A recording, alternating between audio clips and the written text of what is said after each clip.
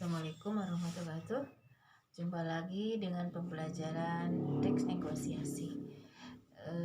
Baik, pengertian definisi dari negosiasi adalah metode yang digunakan untuk mengatasi perbedaan antara yang satu dengan yang lainnya agar mendapat kesepakatan bersama.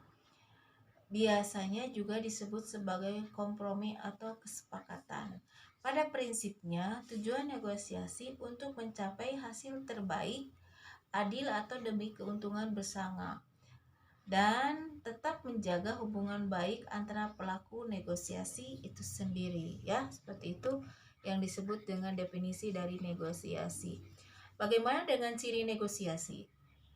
Ciri teks negosiasi di sini adalah menghasilkan kesepakatan yang ke-1, 2, menghasilkan keputusan yang saling menguntungkan, ketiga, moritoris kepentingan bersama, keempat, sarana untuk mencari penyelesaian, kelima, mengarah pada tujuan yang praktis. Ini yang disebut dengan ciri dari teks negosiasi, ya. Diingat, juga ada yang disebut dengan struktur. Tentu struktur ini ada hal yang menarik untuk misalnya satu orientasi, permintaan maaf, penemuan, juga penawaran atau persetujuan, dan terakhir penutup. Di sini yang disebut dengan struktur teks negosiasi, ya.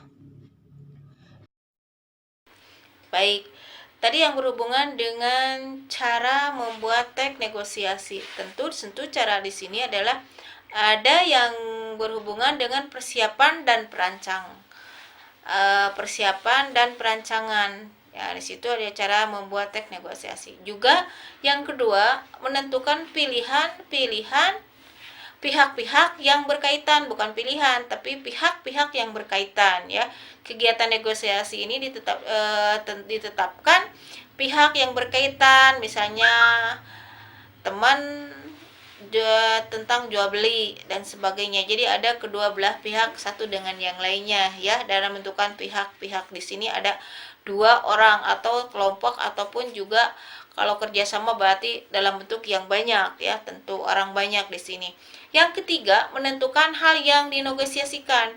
Yang menentukan negosiasikan tentu yang disebut dengan teks tersebut, ya, seperti itu. Yang keempat, menyiapkan atau menyampaikan argumen. Jadi masing-masing pihak menguatkan apa yang diinginkan secara kebijaksanaan. Jadi dari kesepakatan pihak masing-masing di sini menguatkan apa yang diinginkannya secara bijak. Ini yang disebut dengan cara membuat teks negosiasi. Juga merancang kaitan atau tawaran dan penyelesaian masalah, ya. Cara di sini juga sama.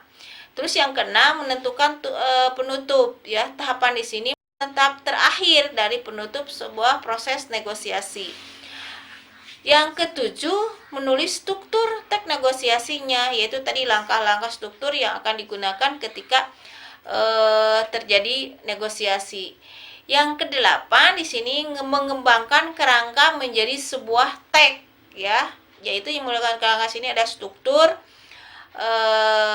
teksnya struktur, juga ada bentuk kebahasaannya. Kerangka menjadi teks memperhatikan kaidah juga kebahasaan yang digunakan pada teks negosiasi untuk diterima dan dimengerti oleh pembaca itu sendiri. Itu yaitu cara membuat teks negosiasi seperti itu.